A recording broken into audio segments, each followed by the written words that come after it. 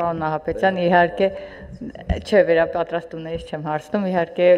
բյուջեից եւս հարց ունեմ, բայց դե բնականաբար էս ընթացքում այդ ինչի մասին դուք նոր խոսում եք ընտրակաշառքների հիմքով ընտրությունների գնալու դեպքերի վերաբերյալ ես ինքս էլ իմ անունից ուզում եմ խնդրել ձեզ, որ հետընտրական ընթացքում էլ ամեն հնարավոր ամեն ինչ անել, որպեսզի կարողանանք այս շղթայի վերջ տալ, այսինքն շղթան միջև վերջ տանել, որովհետև ես վստահ եմ, որ Հայաստանի Հանրապետության քաղաքացիների շատերը ուղղակի այս շղթայի զոհ են դարել, բայց այնուամենայնիվ գնալ ընտրության եւ ընտրակաշառքի հիմքով ընտրություն կատարելը դա մեծ հանցագործություն եմ համարում, քանի որ այդպիսով շեղվում է Հայաստանի Հանրապետության ապագան եւ դու մենակ քո համար չես պատասխանատու, դու պատասխանատու ես Հայաստանի Հանրապետության յուրաքանչյուր քաղաքացու համար եւ դա իրապես մեծ հանցագործություն է եւ շնորհակալ եմ նաեւ ձեր հետամուտ աշխատանքի համար, բայց կխնդրեմ ել ավելի ուշադիր լինել եւ եթե կարիք կա մեր աջակցությունը եւս պատրաստ եմ աջակցել։ Պարոն Նահապետյան, այստեղ բյուջեի ձեր ներկայացրած կատարողականը եւս ուսումնասիրել եմ մանրակրկիտ, մի այսպիսի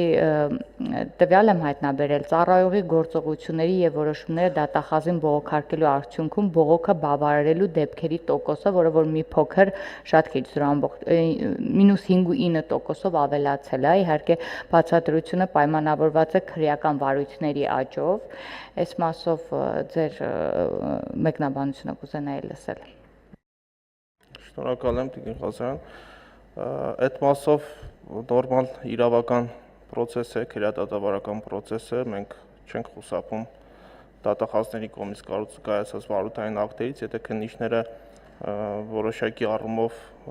թույլ են տվել խախտումներ եւ դատախազները դրանք նկատել են, բնականաբար նորմալ պրոցես է, որպեսզի այդ խախտումները վերացվեն, թե դատախազության կողմից եւ թե հետագայում նաեւ դատական վերահսկողության առարկա դառնալու միջոցով, այսինքն սրան մենք նորմալ ենք նայում, իրավական նորմալ պրոցես է։ Ինչ վերաբերում է աջակցության մասով, մենք իրականում ունենք մեր բոլոր քաղաքացիների աջակցության կարիքը այս ընտրական բնույթի հանցագործությունների դեմ պայքարելու հարցում եւ այդ առումով էլ կոմիտեն դեռևս ընտրություններից առաջ բարբերաբար իրազեկող ակցիաներ է իրականացրել, այդ թվում նաեւ կարճ հաղորդագրությունների տեսքով, այդ թվում նաեւ անիմացիոն տեսահոլովակների տեսքով, նաեւ արհեստական բանականության կիրառմամբ ստեղծված տեսահոլովակների տեսքով եւ մեր հիմնական նպատակը եղել է առաջին հերթին նախականխել այդ հանցագործությունները, այսինքն մենք չենք գնացել զուտ բացահայտման ցուցանիշների հետևից, մեր համար գլխավոր խնդիրը եղել է այն, որ մենք սերմանենք այդ իրավագիտակցությունը, որպեսզի քաղաքացիները հետ մնան այդ հանցավոր վարքագծից, որը իրապես խարխլում է պետության հիմքերը եւ այս առումով իրականում մեծ աշխատանք է տարվել եւ այդ աշխատանքը նաեւ հասել է տվել է իր պտուղները, քանի որ իրազեկող միջոցառումներից հետո մենք ունեցել ենք բազմաթիվ ահազանգեր ստացված մեր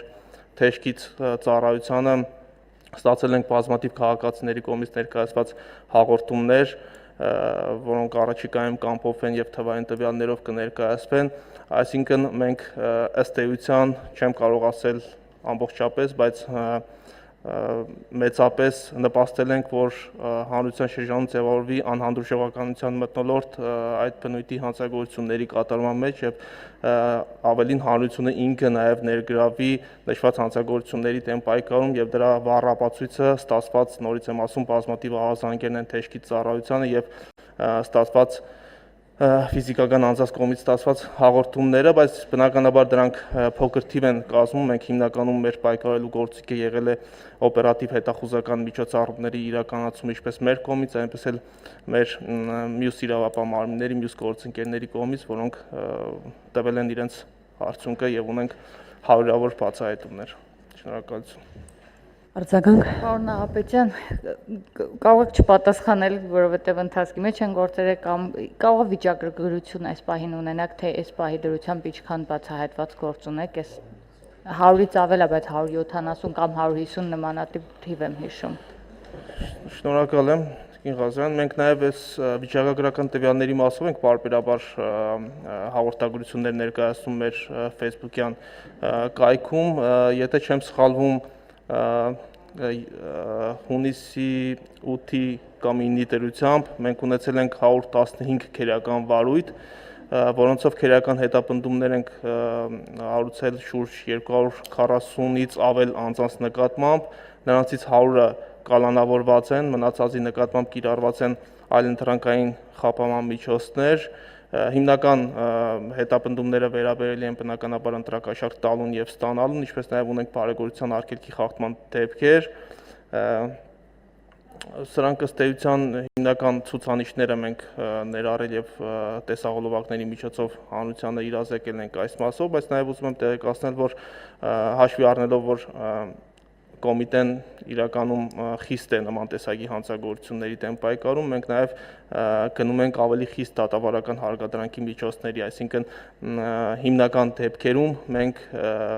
ընտրակաշառք տվող եւ ստացող քաղաքացիների նկատմամբ գնում ենք առավել խիստ խափանամիջոցը կիրառելու, դա կարող է լինել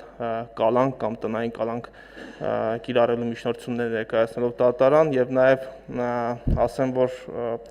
մենք նաև դատական դեպարտամենտից տեղեկացանք համապատասխան հաղորդման միջոցով, հաղորդագրության միջոցով, որ մեր ներկայացրած խափանամիջոցների միջնորդությունների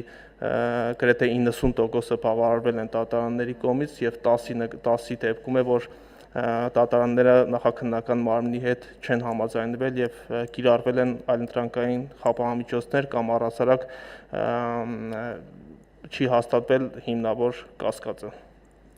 Շնորհակալ եմ։ Հավանիր տեսանյութը եւ բաժանորդագրվիր նորությունները բաց չթողնելու համար։